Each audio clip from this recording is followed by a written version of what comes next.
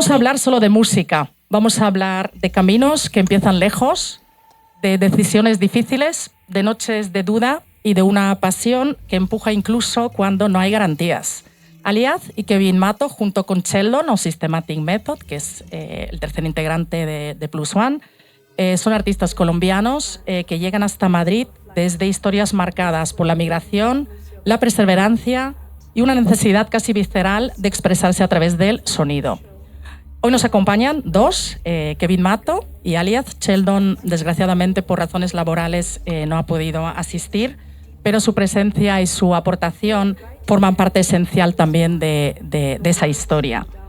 Junto habéis construido Plus One Collective. Es un proyecto que defiende una forma muy concreta de entender el techno en una ciudad que se mueve rápido, a veces incluso demasiado rápido.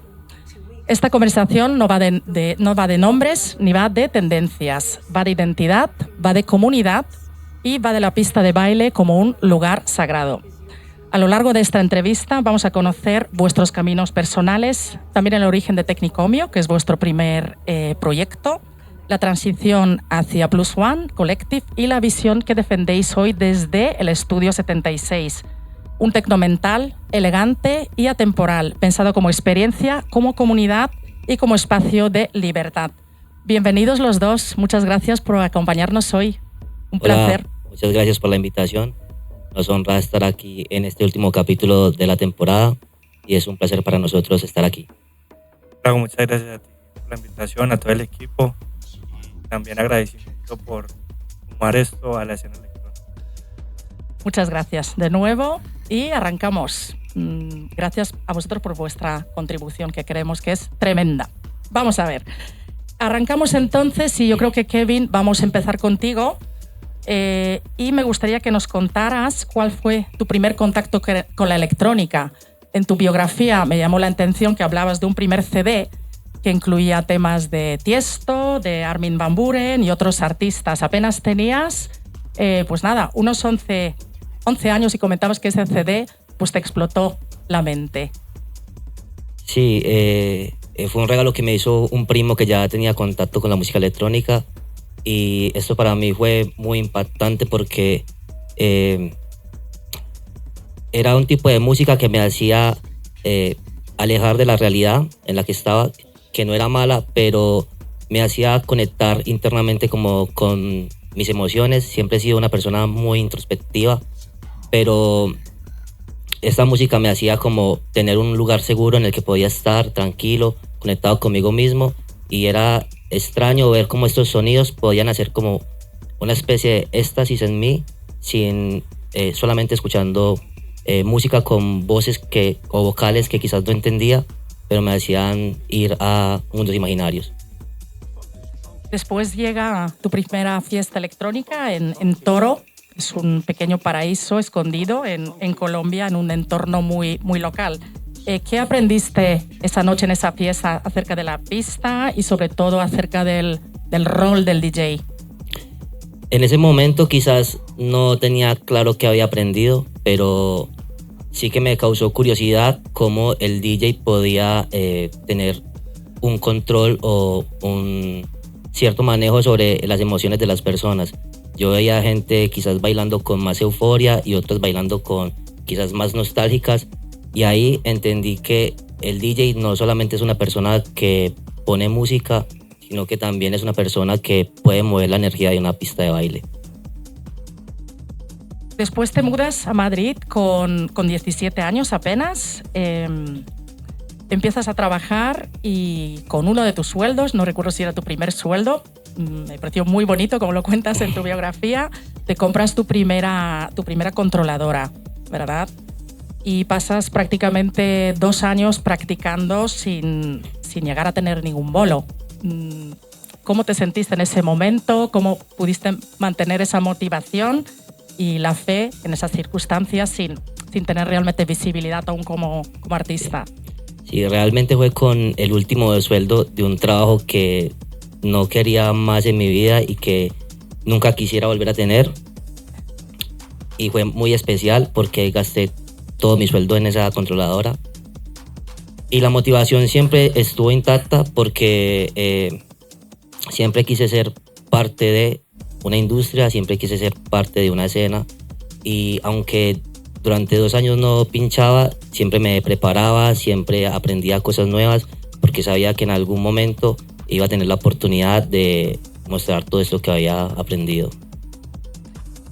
Montaste un primer proyecto, Mandala, y no funcionó exactamente como esperabas. ¿Qué aprendizaje clave te dejó esa experiencia, incluso desde el error? Mandala ha sido muy especial para mí porque me enseñó que no cualquier espacio sirve para este tipo de música. Creo que es importante que los lugares estén acondicionados con un buen sonido, con unos buenos equipos, sobre todo bien acústicamente, para poder darle al público una buena experiencia. Y cuando esto no lo tiene en un sitio, pues evidentemente no funcionan. Entonces, a partir de ahí empecé a cuidar mucho como esto en cada uno de mis proyectos. Eso es lo que me enseñó Mandala. Y después pasan los años y en 2026 conoces a tu compañero. 2018. 2018, no, perdón. 2016. 2016, sí, se me ha pasado ahí un... Sí, no, sí, 2016, sí. perdón, es el año que viene. Estoy pensando ya en el año 2016, perdón, Sí. os conocéis. ¿Cómo fue esa conexión inicial, tanto a nivel musical como a nivel personal? Sí, bueno, es una historia muy interesante cómo nos conocimos. No voy a entrar mucho en detalles, pero sí es importante pues saber dónde fue. Que fue en una parada de autobús. Alex estaba pinchando en un sitio y yo fui a verle. Y la conexión fue instantánea, fue inmediata, porque los dos estábamos como en una especie de limbo, porque teníamos muchas ganas de hacer muchas cosas, pero no teníamos ni las herramientas ni los medios. Entonces conectamos directamente. Los dos teníamos como una filosofía musical muy parecida, unos estilos muy parecidos también. Empezamos a hablar y teníamos como los mismos referentes. Entonces fue como una sinergia inmediata. Conectamos y empezamos a hablar. Queremos hacer cosas, y ya desde ese día creo que no ha pasado un solo día desde hace 8 años que Alex y yo no nos mandemos un mensaje o no tengamos una llamada. Amor a primera vista, ¿no? Sí. Literal. Profundo. Creo que es la relación más larga que he tenido en mi vida hasta ahora. No, sí, literal, a los 3 meses ya estábamos viviendo juntos. Viviendo O sea, juntos y todo. fue algo, sí. Sí. O sea, Y desde que os conocéis, bueno, después hablaremos de Tecnicomio, que es vuestro primer proyecto, pero bueno, yo para cerrar un poco el bloque tuyo, Kevin, pasando por todos estos 5 años de aprendizaje, nacimiento de Plus One, después pasas a tu primer tour internacional y hoy tenés la residencia en el Estudio 76. Si tú miras todo ese recorrido en perspectiva, ¿en qué momento sentiste que dejaste, pues eso, de ser, el intentar ser DJ y convertirte realmente en artista? Es una pregunta un poco difícil porque nunca me he parado a mirar hacia atrás como en qué momento, y quizás las personas que vivimos el proceso, como vamos pasito a pasito, nunca hay como un punto de inflexión o nunca lo vemos. De pronto la gente desde fuera sí puede ver como un perfil más artístico, pero para mí yo sigo siendo el mismo aspirante, la misma persona que está intentando ser mejor cada día. Pero sí es verdad que cuando decidimos dar el paso y cambiar como de proyecto, hacerlo un poco más profesional, sí sentí como ese clic en ya estamos dentro de algo gigantesco como es la escena de Madrid y como es la escena europea, y ahí ya pude decir, bueno, creo que ya tengo un perfil real de artista y ya no soy simplemente un aspirante. Muchas gracias y vamos contigo, Ali. Tu historia empieza desde un lugar pues muy diferente al de Kevin, pero con una misma pulsión interna. Llévanos también al inicio de tu trayectoria. Empiezas a mezclar con un mouse, experimentas con virtual DJs, montas fiestas improvisadas, fuiste totalmente autodidacta y te abriste tu propio camino pues cuando los equipos eran económicamente inaccesibles, ¿verdad? Sí. ¿En qué momento sentiste que aquello pues dejaba de ser un juego para convertirse en una necesidad vital? Yo creo que desde el primer momento que tuve el contacto con la música electrónica entendí que era mi vida. O sea, vengo de un país donde no es fácil salir adelante. O sea, tenemos muchas limitaciones por el gobierno, o sea, no todas las personas nacen y crecen con los recursos necesarios para cualquier tipo de arte. Pero justo llegó la música electrónica en una moda, en la moda de la tectonic. No sé si acá en Europa, me imagino que sí, es una tendencia más francesa. Pero me quedé con la música al instante. Y no tenía recursos, solamente tenía un ordenador de mesa y la única herramienta era el Virtual DJ. Empecé a hacer mezclas autodidacta con el mouse y hacia el transcurrir los meses ya tenía como algo de oído, ya tenía música para poder mezclar. Y me acuerdo un amigo me dijo, le dije que quería comprar equipos, que quería tener equipos, mis padres no me los podían dar en ese momento y me dijo, pues hagamos eventos. Y justo sus padres se fueron de vacaciones, su casa quedó sola. Me dijo, yo tengo la casa. Y yo le dije, yo tengo el ordenador de mesa. Y montamos la primera fiesta. Me acuerdo que cobramos un cover súper económico, como decir 2 euros, ¿vale? Tenía 14 años, todos éramos chavalitos. Y todo salió súper bien y ya seguimos haciendo fiestas en mi barrio, el Parque Industrial. Y al transcurrir unos 2, 3 años, todo ese dinero me lo fui ahorrando y me compré mis primeros equipos. De maravilloso, sí que es posible. Sí, se puede. Cuando se tienen ganas y se pone empeño. Exacto. Y pasión, por supuesto. Sí, claro. Sí. Después empezaste a abrir camino en discotecas, ¿verdad? En clubs de Pereira, que es tu ciudad natal. Y el colectivo SG Station Group fue tu primer colectivo, realmente, el primer colectivo en el que participaste de forma más profesional. ¿Qué te aportó esa etapa a nivel artístico y también a nivel humano? Yo creo que artístico a llevar algo más serio. O sea, a ver esto como algo más serio. Artísticamente me sumó porque comencé a compartir con artistas por medio de Station Group. A compartir con ellos en la cabina, a escucharlos, a verlos desde la cabina como tal, ver su técnica, poder escuchar algo nuevo para mí, porque todo fue nuevo en ese momento. Entonces ha sido como, para mí, de mis mejores escuelas, literal. Eso en ese aspecto. ¿Qué estilos realmente sonaban? El principio fue tecno, siempre tecno. Recuerdo que una de mis primeras fiestas fue Hilario Alicante, después estuve compartiendo con Trunkey, con Drunzel, un tecno más americano, pero y fuerte. Más potente, sí, eso sí. es. Siempre hubo una muy buena curaduría realmente en Station Group y hasta ahora sigue haciendo una buena curaduría, aunque ahora mismo en Pereira ya es algo más mainstream, Station Group, pero sigue abriendo puertas a artistas y aportando a la escena. Y después, en 2015, tomas la decisión de emigrar a España para seguir aprendiendo y construir algo propio, y ahí es donde te cruzas con Kevin. Y mirando atrás, ¿cuánto de esa historia fue decisión? ¿Cuánto fue destino? Llegó un punto de estar en Station Group que llevaría por ahí unos 4 años que me sentía como estancado. O sea, quería como lo mío o montar yo mi propio colectivo, mi propia marca, pero me sentía mal hacerlo en mi misma ciudad y quizás no montarle competencia, sino no ser agradecido con la persona que me abrió las puertas en Station Group y se me dio la oportunidad de emigrar. Entonces dije, salgo, voy a empezar desde cero con el conocimiento que adquirí en esos años. Llegué a España un 29 de diciembre y, si no estoy mal, a finales de enero, Kevin se me acercó en la parada del autobús y ahí empezamos. Ahí empezó la historia de amor, ¿no?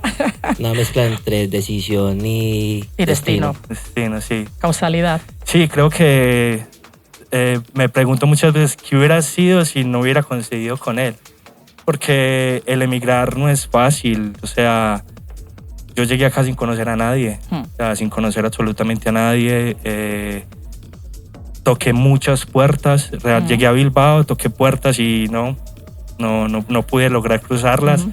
Al mes me vine para acá, para Madrid, y mira, coincidí con Kevin, y desde ahí todo ha fluido súper bien. Hemos podido hacer las cosas como que queremos. Cuando llegaste, ¿qué buscabas y qué te sorprendió más al llegar aquí a un país nuevo, totalmente diferente, sin conocer a nadie? Es que Europa te sorprende todos los días. O sea, sí, o sea, en todos los aspectos, la gente, la comunidad, aunque uno desde lejos no lo ve así. Yo cuando estaba en Latinoamérica, en Colombia, el máximo referente era Fabric, poder estar en Fabric, pero yo cuando llegué acá me di cuenta de que existía Spectra, de que existían muchos clubes, Utopía, etc. Entonces es como siempre hay algo nuevo, hay nuevas personas queriendo aportar, queriendo sumar. Hoy tu sonido, después de tantos años de evolución, es profundo, mental y también muy, muy narrativo. Si tuvieras que definir el ADN de tu música, ¿cómo lo describirías? Sentimiento. Sí, es narrativo. Me gusta primero tener un buen tiempo para poder expresar lo que estoy sintiendo. Ese es mi sonido, sentimiento, en eso lo describo. Creo que hoy no vamos a poder escucharte, pero en otra ocasión seguro que sí. Bueno, hemos hablado de tu sonido, de tu identidad, pero me gustaría también hacerte alguna pregunta relativa a otro proyecto que a mí me parece muy interesante, y de cómo decides también un poco documentar toda tu experiencia anterior. Y se trata del proyecto Airwaves, donde grabas sesiones pues, con drones. Cuéntanos, ¿qué es ese proyecto? ¿En qué consiste? Soy muy inquieto, me gusta moverme mucho, hacer cosas, mi cabeza todo el día está pensando, y aparte de eso soy de las personas que me gusta aportar a lo que amo la escena electrónica, y Airwaves nace con la misión de demostrar al mundo por medio de una cámara, de un dron, dónde estamos, quiénes habitan en este entorno, por medio de la música y desde el aire. Es como la misión de Airwaves, el nombre lo dice, es ondas en el aire. Sí, es una forma de sentir la música desde el aire realmente, y de observarla desde claro, toda la perspectiva, arriba, el entorno. tener otra perspectiva. Ajá. Sí. ¿Colaboras con algún artista? ¿Has llevado a cabo diferentes proyectos por medio DJs, de Airwaves? Por medio de Airwaves, sí. He podido colaborar con varios amigos, Nicolás Cetina, Piri Eidon, Drukal, productores. Quisiera poder llevarlo más a fondo, pero hay veces se encuentra uno con barreras, limitaciones respecto a permisos.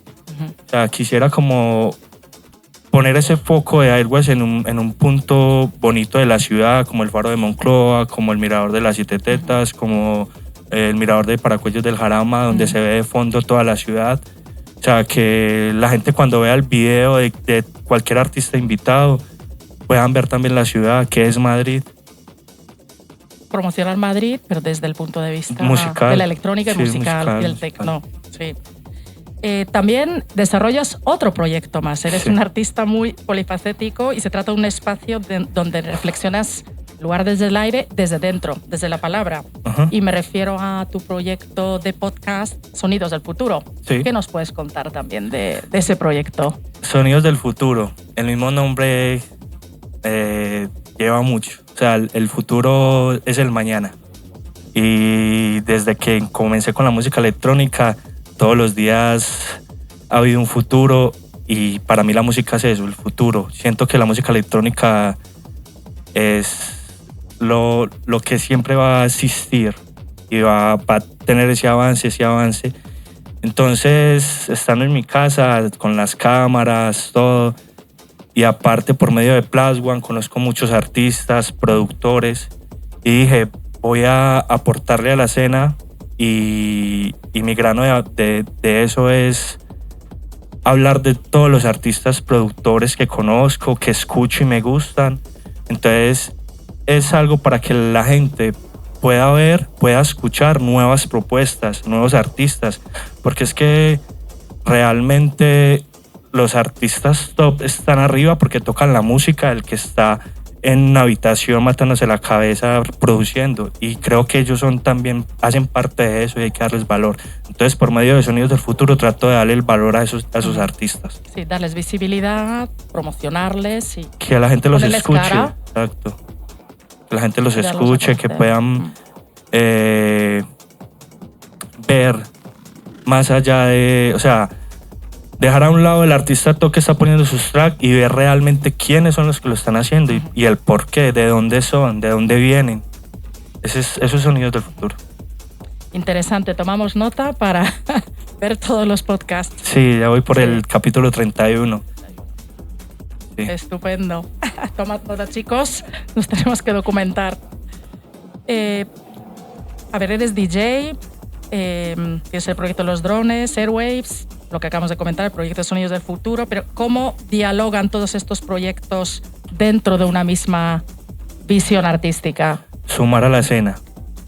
O sea, ese es el aporte. O sea, desde Airwaves, una visión más visual. Desde Sonidos del Futuro, una visión más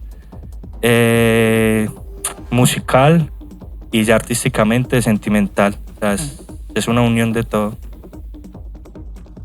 Una sinergia. Sí, sí. Total. Poder sumar y aportar. Y por Plus One también, el aporte a la escena, a lo que amamos. Es que tenemos que trabajar en pro a lo que realmente queremos. Sí. Totalmente vocacional. Sí, sí, es mi forma de vida, o sea, es lo que me hace feliz.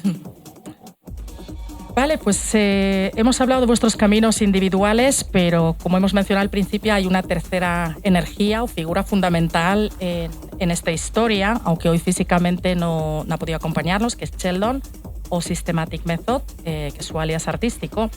Entonces, aunque hoy no puede estar, es una pieza clave de vuestro proyecto de Plus One Collective.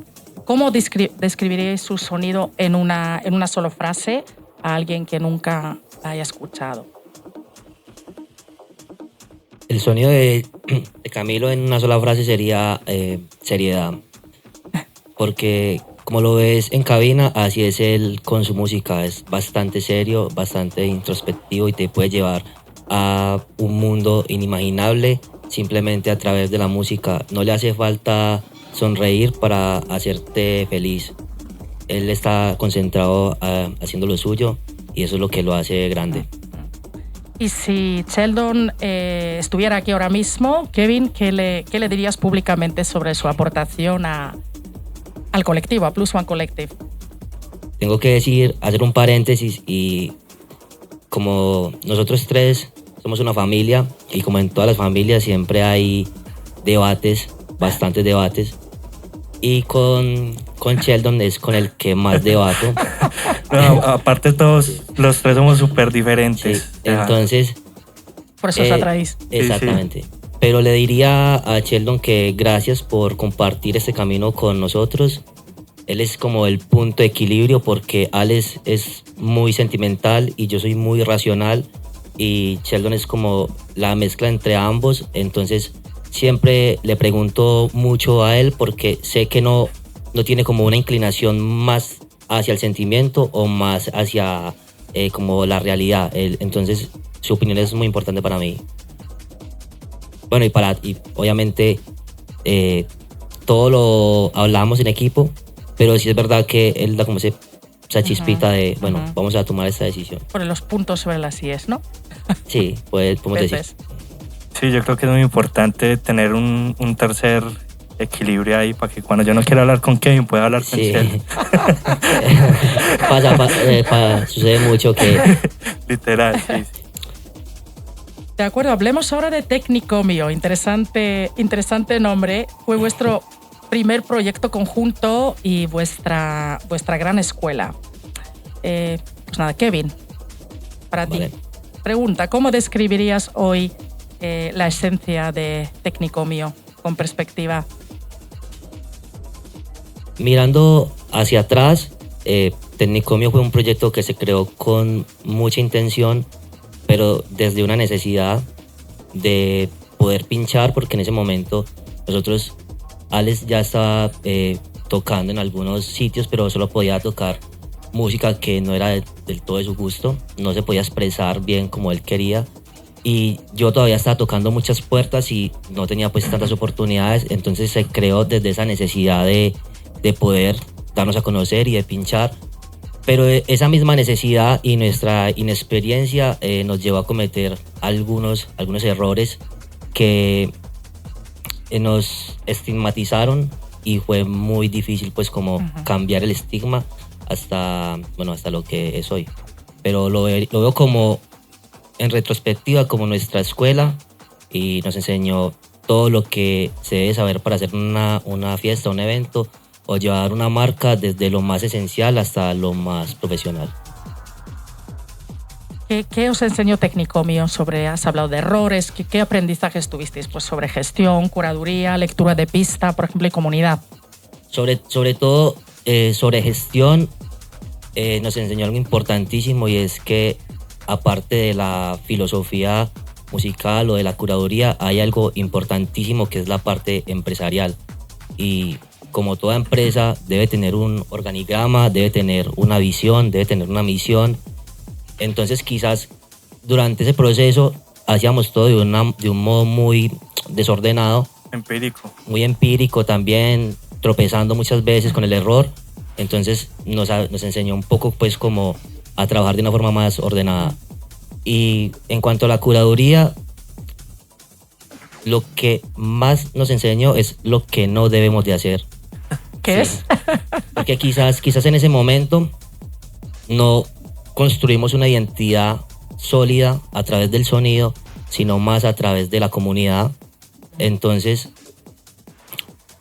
hacíamos booking porque quizás traían amigos, y fue un gran error porque cuando se iban con ellos. Entonces con Plus One, o bueno, Tecnicomio nos enseñó como a crear comunidad a partir de una filosofía musical. A partir de la marca del colectivo, ¿verdad? Exactamente. ¿Cómo vivisteis el cierre de esa etapa a nivel emocional? Alias, igual, ¿quieres contestar tú? Yo que soy el más sentimental. Y el sentimental, sí.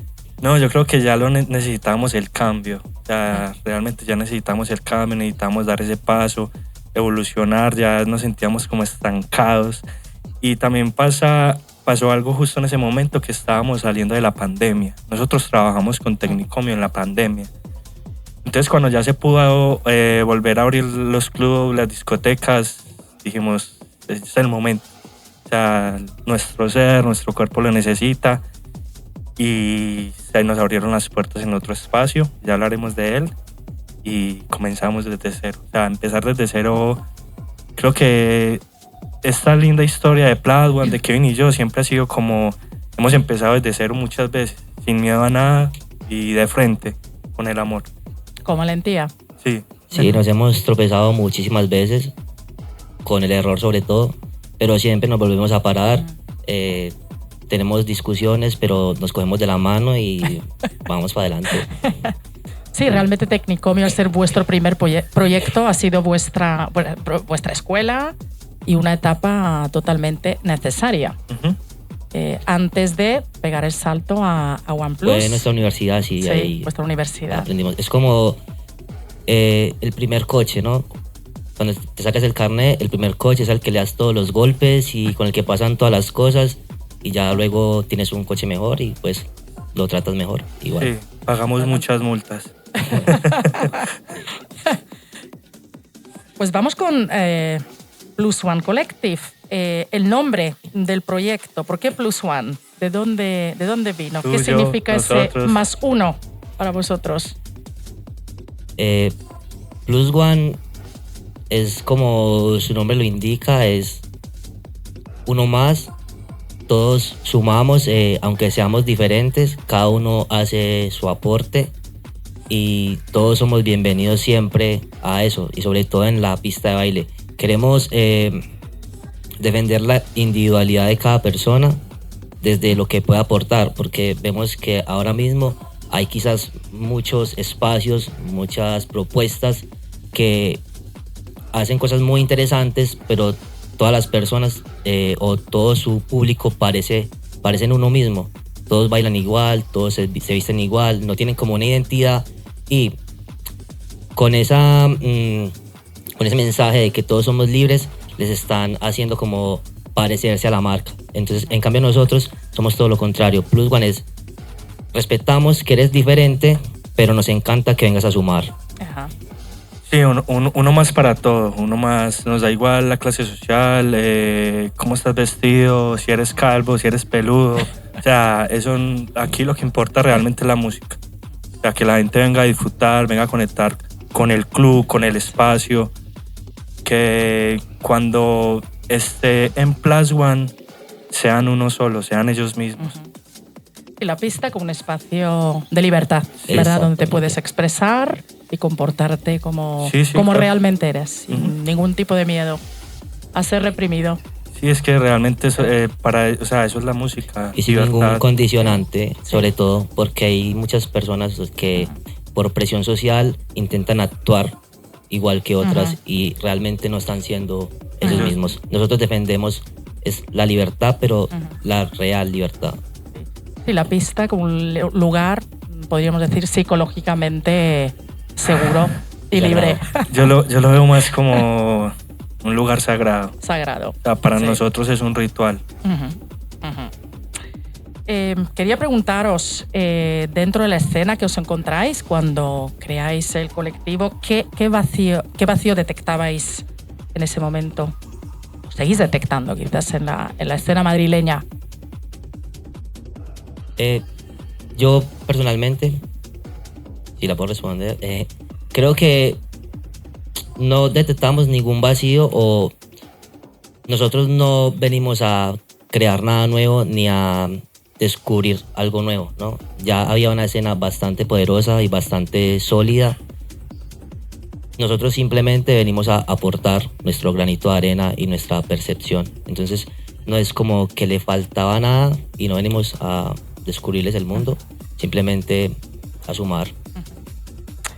Y todo proyecto necesita tener un contexto, un lugar para crecer y echar raíces, y en vuestro caso este lugar tiene un nombre muy propio, que es el Estudio 76, que no es solo el lugar donde sucede, donde ocurren las fiestas, es también, como habéis dicho en alguna ocasión, lo sentís como vuestro hogar, ¿verdad?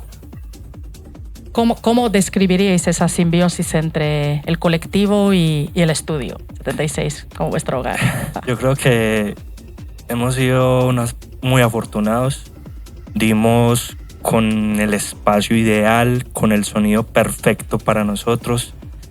Aparte de eso, cuando llegamos con la idea, con la propuesta, sin conocer al dueño, pues comenzamos a trabajar y ha visto las ganas desde el principio, lo que queríamos plasmar, nuestra misión, nuestra visión con la música, y hemos tenido ese apoyo desde el minuto cero con Jesús, y nos ha permitido también aportarle al club y el club también sumarnos a nosotros como marca para crecer los dos juntos. ¿Hay algo más? Aparte del factor humano que acabas de mencionar, la buena relación con Jesús y todo el apoyo que os ha brindado, y en este caso me refiero a también cómo suena un lugar, que también es un aspecto bastante importante de la experiencia. Y recientemente, precisamente Estudio 76 pues ha vivido un cambio en el sistema de sonido, un cambio bastante importante. ¿Cómo estáis viviendo esa evolución y qué impacto quizás tiene actualmente en la experiencia que proponéis en la pista de baile? Bueno, para mí que estoy cada 8 días en estudio, también muy atento al sonido, que todo fluya para todos los artistas, para todos los promotores. El nuevo cambio de sonido nos da un plus también de calidad. Ya antes había un sonido muy bueno. Podríamos decir que estaba en el top 5 de mejores clubs de Madrid, en ese nicho, ¿no? De clubs de menos de 500 personas. Pero ahora le da más poder porque es un sistema de sonido que da más claridad y más potencia. Así que para el público se va a convertir en un ritual con menos fatiga auditiva, y para el artista se va a convertir en poder expresar su mensaje, porque la música va a sonar como realmente tiene que sonar. Entonces ahí ganamos todos. ¿Cómo describirías el nuevo sonido del estudio? No lo sé, quizás como poderoso, bestial. No tengo una palabra que lo pueda definir. Podríamos decir poderoso. Yo creo que también evolución, o sea, todo evoluciona. Cada vez hay mejores sistemas de sonido y nosotros queremos cuidar nuestro espacio. Jesús quiere cuidar su espacio y querer seguir sumando a la escena. Hizo ese aporte para Madrid. O sea, creo que es muy importante tener este tipo de espacios en la capital. O sea, eso habla muy bien a nivel mundial de que hay espacios en Madrid con el que se cuenta con este tipo de sonidos. Con esa calidad. Sí, claro. Y aparte de eso, creo que también dar ese paso hace que los demás clubs también intenten cuidar más ese punto, ¿no? Sí. Como intentar no quedarse atrás, sino bueno, si ellos lo hicieron, porque Ricardo también tiene un súper sistema de sonido, Speca también tiene un muy buen sistema de sonido.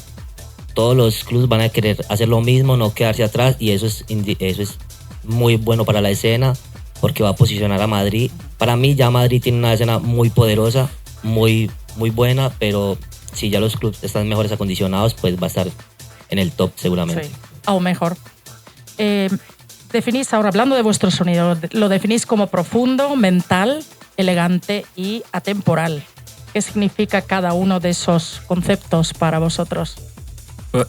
Para mí atemporal porque está fuera de la moda. O sea, no nos interesa la moda, nada de redes sociales, cosas, nada de eso. O sea, para nosotros realmente es la música, la esencia. O sea, la esencia, seguir cultivando eso y seguir dándole progresión a eso. Y mental y profundo, el Chacho, ahí. Consideramos que es un sistema, un sonido muy mental y muy profundo, porque mental porque te hace introspeccionar, es un sonido que te hace cuestionarte y ves la música ya no como fiesta, sino como estilo de vida, y quizás te hace tomar también decisiones en base a eso. Por eso es bastante mental, bastante introspectivo. Y muy profundo porque también nuestras fiestas son con artistas de este tipo de música como Luigi Tozzi o Claudio PRC, donde puedes experimentar una catarsis también, liberarte internamente, sanarte también. Entonces se mezclan estos conceptos de una música más consciente y una música más liberadora.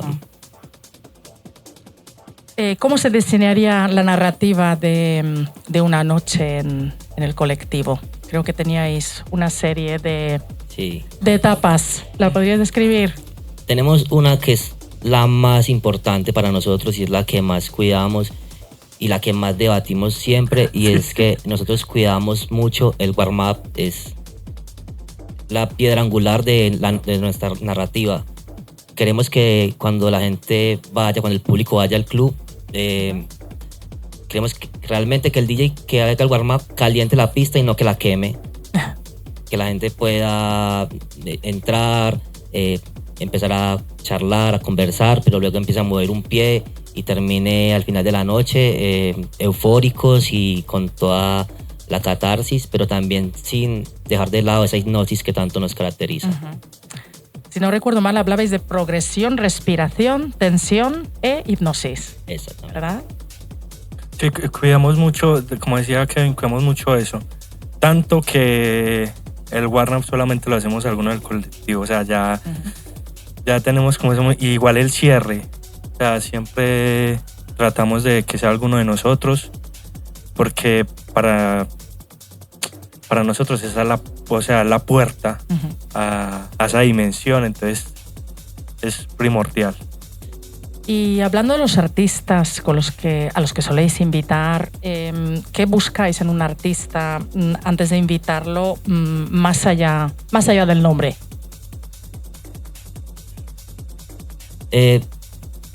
Personalmente siempre intentamos, bueno, como grupo, intentamos que sea un artista que tenga un concepto claro y que gire alrededor de la música. No buscamos artistas poser, no buscamos artistas mainstream, no buscamos nombres, buscamos es un concepto que se adapte a nuestra filosofía de club, que entienda las minorías, que les guste pinchar en espacios pequeños, porque eso es lo que somos nosotros. Somos un club pequeño para una minoría, entre comillas. Y hay artistas que han conectado con esto y es bien importante porque la noche, cuando es así, se vuelve mágica. Cierto. Perdona ahí. Sí. Los tres somos muy diferentes, también musicalmente, aunque siempre vamos como a lo mismo. O sea, ya tenemos muy claro nuestro sonido y lo que queremos. Kevin siempre tiene un tipo de sonido, yo quiero un tipo de sonido, Sheldon quiere un tipo de sonido. Por ejemplo, Kevin es más deep, más un viaje de introspección. Sheldon es más crudo. Yo soy más sentimental, me gusta como esa conexión con el público. Y al final siempre debatimos mucho, no, yo quiero traigamos al otro. Y al final siempre llegamos a la primera propuesta, o sea, ese primer artista en muchas ocasiones. ¿Sí? Sí, siempre, después de tanto debate, el artista que tenga el concepto más claro, con ese es el que nos quedamos. Porque luego hay artistas muy buenos que hacen música muy buena, que nos encanta, que nos gusta, pero no vemos como esa simbiosis con nuestro proyecto. Entonces no podríamos tenerlo porque no va a funcionar. Tenemos que conectar, tenemos que ser match. O también no lo podemos tener por otras cosas aparte de la marca. ¿Qué criterio jamás sacrificaríais en vuestra programación, aunque ello suponga arriesgar? La música. Nunca la arriesgaríamos, aunque eso signifique quizás no seguir las tendencias o no estar en el hype. Nunca abandonaríamos nuestra filosofía y nuestra curaduría. Eso para nosotros es lo más importante y lo que nos ha mantenido donde estamos ahora y lo que nos está construyendo como un colectivo serio y poderoso. Estáis construyendo una marca bastante importante en la escena techno underground de Madrid. Así que enhorabuena. Gracias. Gran enhorabuena. Gracias.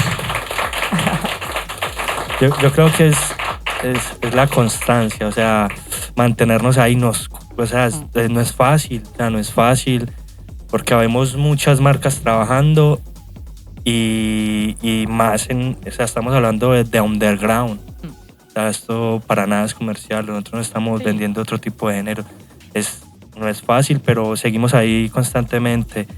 Y cuando yo estoy caído, Kevin, no, vamos a pararnos, ya podemos. Y cuando él igual, también.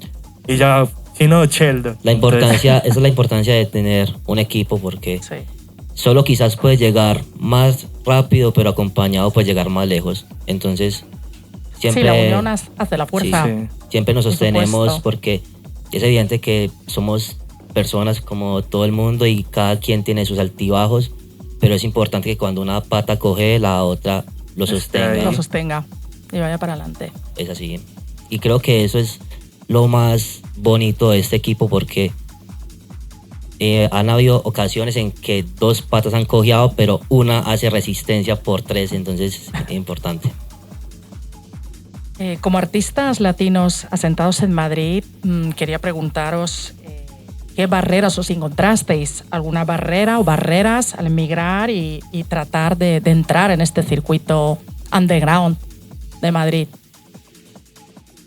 Barreras, yo creo que la más importante es los contactos, porque en un inicio pues no teníamos como ese círculo de amigos que se construye cuando uno empiezan en la escuela, luego en el colegio y luego vas teniendo tu círculo. Entonces es muy difícil cuando llegas a un país que no conoces a nadie y no tienes un contacto y no sabes cómo llegar al núcleo de la escena. Entonces esa ha sido como la primer barrera y la más difícil de romper. Luego han habido barreras como de estigmatización, pero han sido por errores nuestros, como te comenté al principio, por el primer proyecto que quizás pensábamos que todo valía y creamos un estigma y fue una barrera también muy difícil de romper, pero a base de mucho trabajo y mucha constancia, ahora podemos decir que somos amigos de gran parte de la escena de Madrid y eso es importante. Yo creo que ahí la música ha cumplido su misión y es que no hay fronteras para la música. La música es arte, es liberación y ha traspasado todo. Libertad y unión.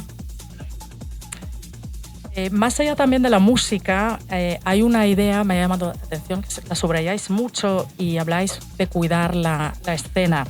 ¿Qué significa eso en la práctica, en decisiones concretas? Es que creo que Kevin es el correcto porque yo soy muy sentimental y muchas veces actúo desde el amor y quiero unas cosas, pero él como es el más racional siempre es como que no, actuemos con cabeza fría, pensémoslo bien. Para nosotros cuidar la escena es primero alejarnos de todas las envidias, eso es importantísimo, intentar ayudarnos entre todos. Y antes, cuando estuvimos haciendo como una especie de práctica de esta entrevista, lo estuvimos hablando, hay quizás otras generaciones que han vivido en conflicto porque sentían como rivales a todos, y creo que estas nuevas generaciones que estamos ahora intentando aportar nuestro granito de arena a la escena, vivimos la música más desde el compartir y desde el crecer todos juntos, y creo que eso es lo que está haciendo la diferencia ahora mismo en la ciudad, porque se ve una escena un poco más sólida y un poco más fuerte. Y diversa quizás. Y muy diversa. Desde nuestro pequeño espacio, lo único que tenemos para decir es que para todos hay. Sí, total. Y para cerrar, estamos llegando al final de la entrevista, miremos un poco más adelante. ¿Dónde veis el proyecto de Plus One de aquí a un futuro? No sé, de aquí a 2, 3 años, 5 años quizás es mucho. De aquí a 3 años, ¿dónde os veis? Primero nos encantaría estar en nuestra casa, en Estudio 76. Nos vemos ahí, creo que nos hemos casado. Sí, no nos vemos en algo mainstream, no. Nos gustaría seguir construyendo ese pequeño espacio donde suceden cosas gigantes. Queremos que desde afuera los artistas quieran venir a tocar en nuestro espacio, en nuestro club, en nuestro ciclo. Y es importante construir una marca internacional. Entonces creo que a largo plazo vemos a Plus One como una marca muy fuerte, no solo en Madrid, sino en Europa. ¿Y cómo os gustaría que se recuerde vuestro legado dentro del tecno madrileño? Voy a decir algo. ¿Cómo?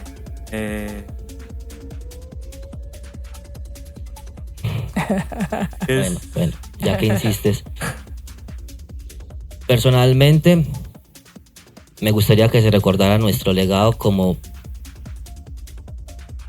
unos chicos que trabajaron muy duro por cuidar un entorno siempre seguro, siempre en base a la música. Ya, queremos que la música sea la base de todo y el pilar de esto que hacemos. Muchas gracias por acompañarnos hoy y gracias a todos vosotros también por escuchar, por sentir y por seguir apostando por la música que no se consume, sino se vive. Y la pista es un lugar sagrado, recordemos. Sí. Muchas gracias.